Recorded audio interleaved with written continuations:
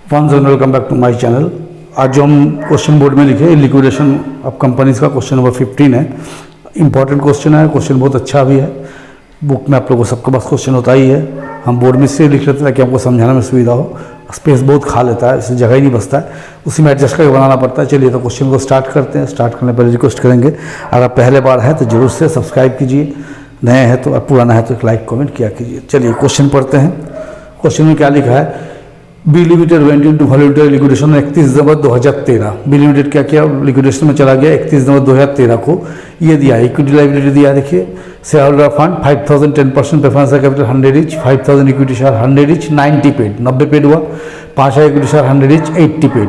ये सब दिया है। 12% mortgage loan on building, 6% debenture, current liability, assets वगैरह दिया। देखिए यहाँ लिखा है interest on mortgage loan 12% and 6% debenture has been paid up to 31 December. 31 दिसंबर 2013 तक सारा पेमेंट किया हुआ है, कोई आउटस्टैंडिंग नहीं है। ठीक है। Liquidated remuneration 3% on actual cash realize except cash at bank. Cash bank से जो एसेट रियलाइज होगा उस पर 3% कैश रियलाइज पे, और 2% on amount distribute to share holder. Share holder को जो पैसा बांटेंगे उसमें 2%।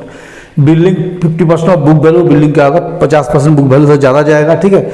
और मशीनरी 20% लेस देन लेस, अच्छा क्या बोला है, building 50% over book value, machinery 20% less, inventory 5% less, trade receivable 10% less, loan और बैड, लोन पूरा बैड हो गया।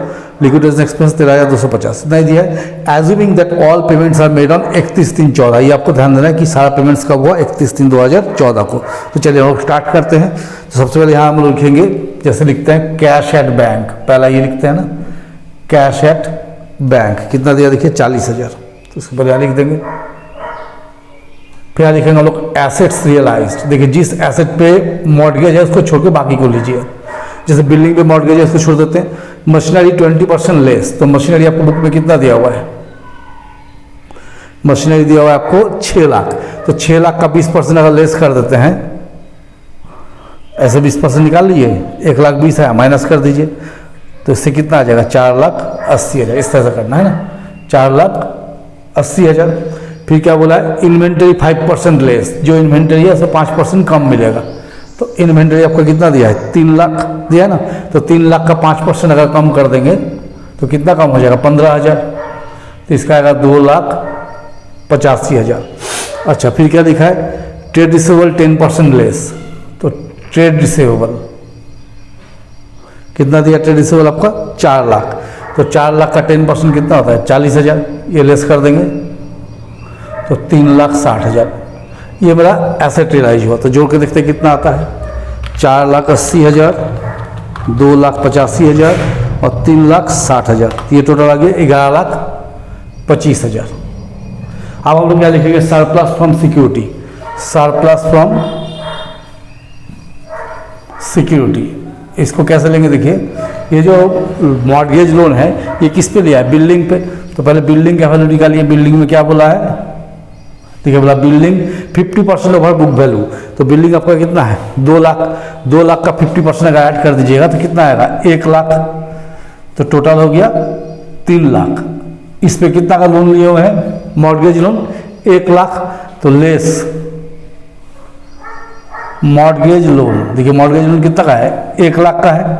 और सारा पेमेंट कब करना है 31 मार्च। तो दिसंबर तक देखिए लिखा है सारा पेमेंट कब तक हो गया, दिसंबर तक।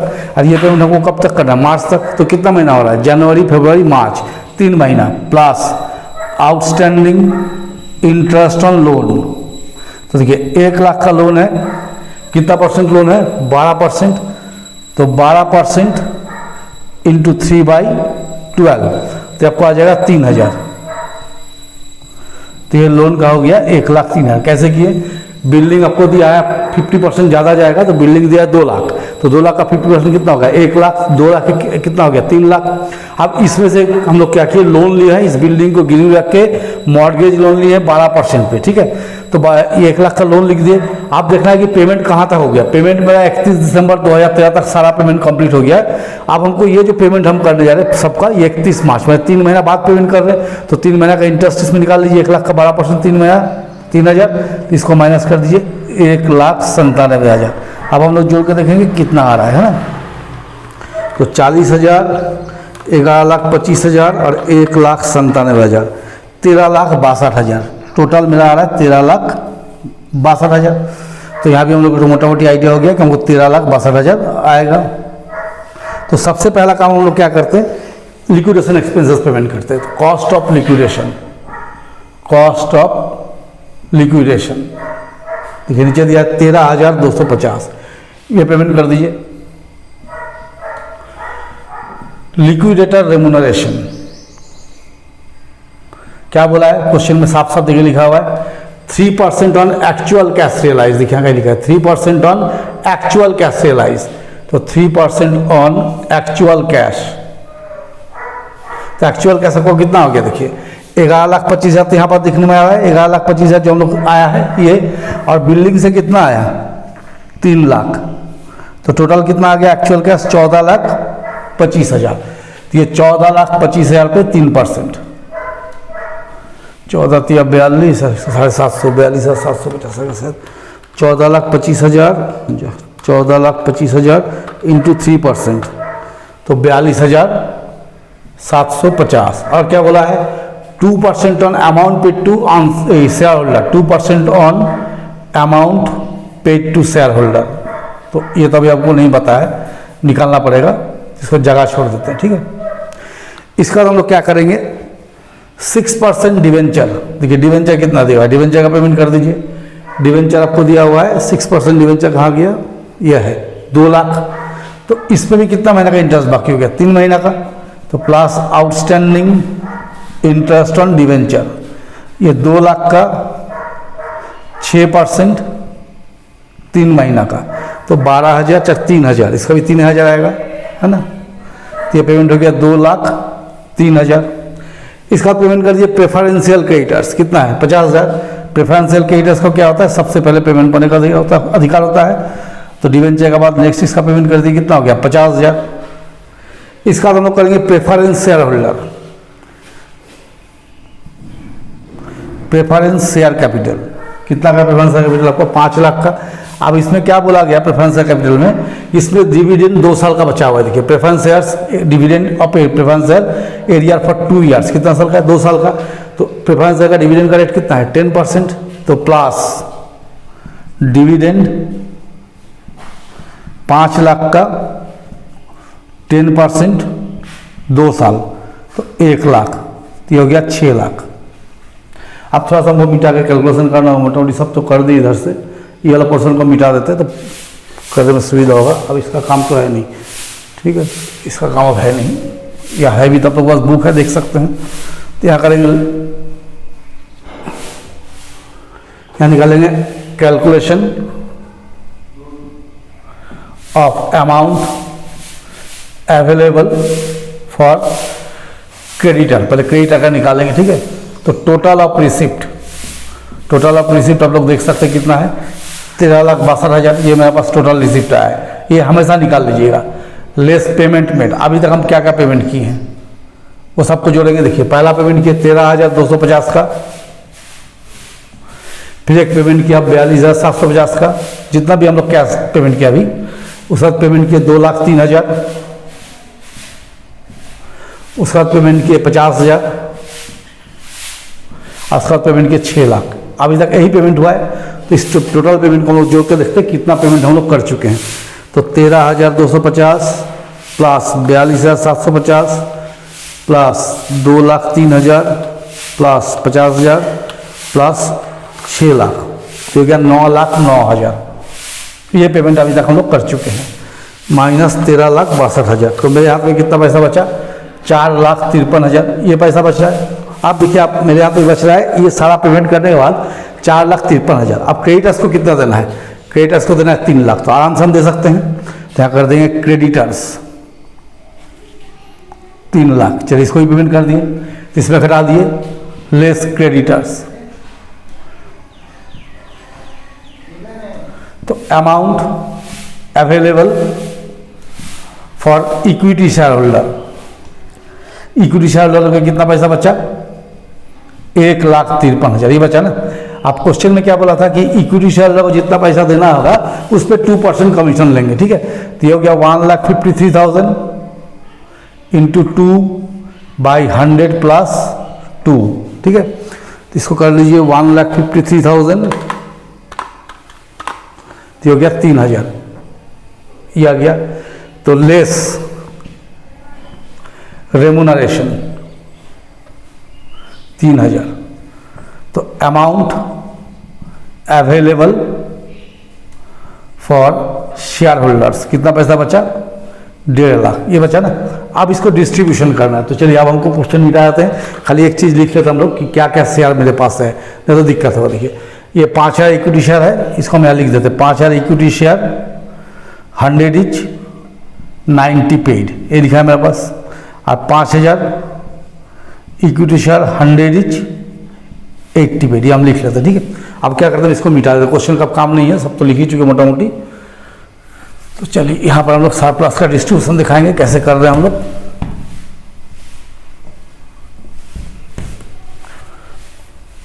देखिए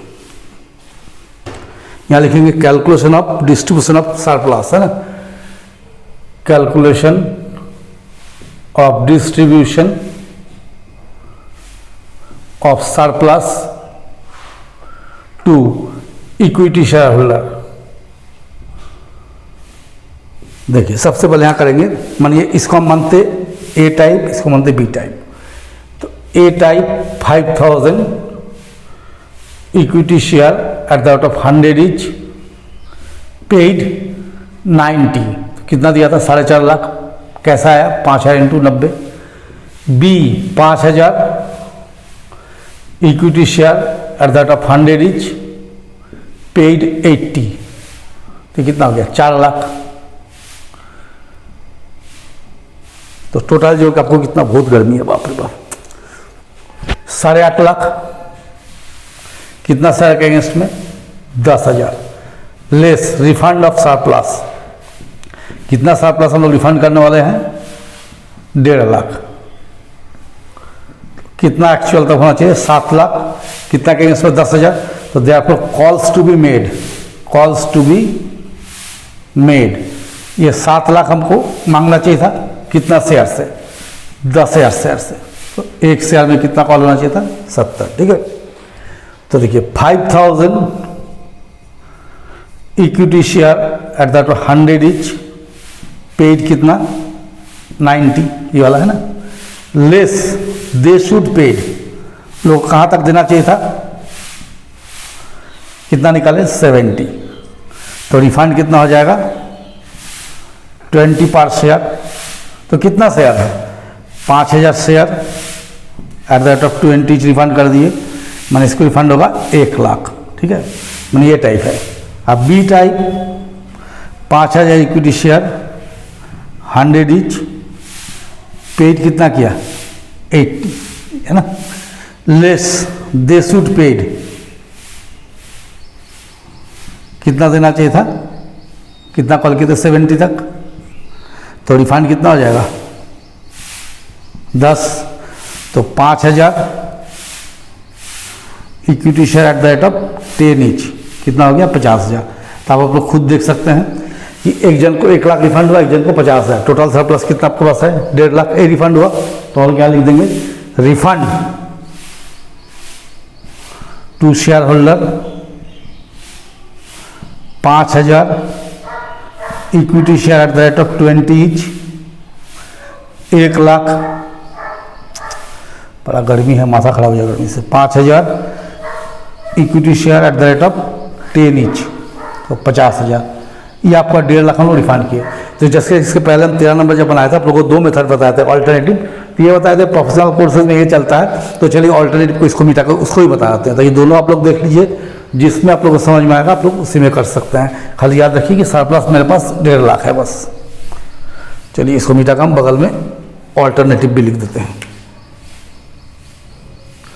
देखिए ऑल्टरनेटिवली, देखिए जैसे हमारी ए टाइप है ना, 5,000 इक्विटी शेयर 100 इच पेड 90। अब B 5,000 equity share 100 each paid 80। तो excess paid by A over B, A B से कितना ज़्यादा दिया, 90 दिया, 80 दिया, तो 10 रुपये ज़्यादा दिया, तो फर्स्ट रिफंड गोज टू ए, कितना से है 5,000 रुपये, 10 करके पहले एक और रिफंड कर दीजिए तो 50,000। अब आपके पास रेस्ट सरप्लस कितना बच रहा है, दोनों मेथड में जो समझ में इसमें कीजिए। रेस्ट सरप्लस बच रहा है 1.5 लाख में से हम लोग 50,000 दे चुके हैं, बांट चुके हैं, तभी कितना बचा 1 lakh distributed on share ratio. तो मानिए ए और बी है, दोनों का शेयर कितना है 5,000 माने 1:1, तो ए को भी जाएगा हाफ ऑफ, कितना बचा हुआ है 1,50,000, अब बी को भी जाएगा हाफ ऑफ 1 लाख माने 50,000। तो टोटल ए को कितना मिला, एक बार यहाँ से रिफंड मिला था 50,000 पहला, यहाँ से मिला 50,000, कितना रिफंड मिला 1 लाख, ठीक है। और बी को कितना रिफंड मिला सिर्फ 50,000। तो पार शेयर अगर निकालिएगा ए का, तो ए को रिफंड मिला 1 लाख, कितना से अगेंस्ट में 5,000 share, that the rate of 20 each, जो कि हम यहाँ लिखे हुए हैं देखिए, है ना। और बी को,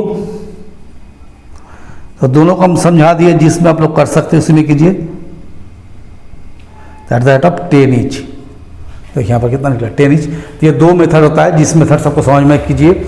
बुक में शायद यही मेथड जो सेकंड वाला दिया वही दिया हुआ है। हम लोग प्रोफेशनल जब पढ़ाते हैं या सीए वगैरह का बच्चे लोगों को तैयारी करना पड़ता है, तो इस मेथड से करना पड़ता है। इससे कारण क्या है ना, कभी कभी किसी किसी शहर में कॉल्स हो जाता है, जैसे मैंने इसमें रिफंड हुआ है, हो सकता है इसको पैसा लगा, जैसे यहाँ 90 बनी है, ये 70 है, बनी 100 हो जाता है, तो कितना का कॉल है 90 था, तो 10 रुपये इसको और देना पड़ता है। तो इस करते इस मेथड को अपनाया जाता है प्रोफेशनल बनाने के लिए। तो चलिए मेरे साथ बने आप लोग देखिए क्या गर्मी, हम लोग खड़ा नहीं हो पा रहे, इतना गर्मी है, फैन बंद करके पढ़ाना बहुत कष्ट होता है। तो चलिए मेरे साथ बने रहिए, अगर मेहनत सही लगता है तो चैनल को शेयर सब्सक्राइब कीजिए।